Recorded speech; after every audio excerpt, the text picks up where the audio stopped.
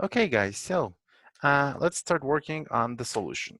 Okay, so let's remember that for this problem, we had to introduce a number that was between this interval that's bigger than 10 or smaller than 20, right?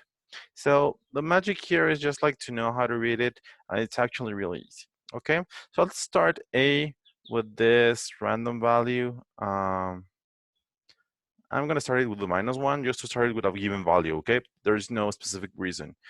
You could start it with 0. That wouldn't mean a problem. Okay, so Ricard, if you remember, like our last video, we were just like validating the number, and well, I'm gonna write while a is smaller than 10.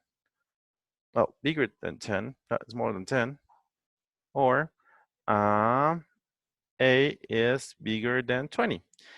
If any of these conditions are as valid, and I need to repeat everything. Okay, so I'm gonna say a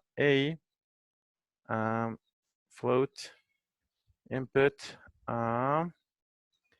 give me a valid number in this interval 10 x and 20. Okay, so that's gonna be it pretty much. Okay, so I'm gonna write an else just to be sure and say, okay, yeah, you made it. Okay, so now let's run this little code.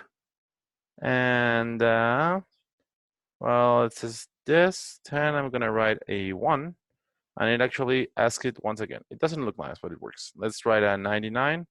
It actually asks me again, then a 52, whatever, minus 54, whatever. And no, it still rejects it. Rejects it. Okay, so now I'm gonna write, I don't know, 11. 11 should be valid, and there you go. Yay, you made it. So just let me write some space in there just for it to look nice. Let's run it again. I don't know, 111, 15 minus that number, 22, 20. There you go. Nice. So that's it. Good job, guys.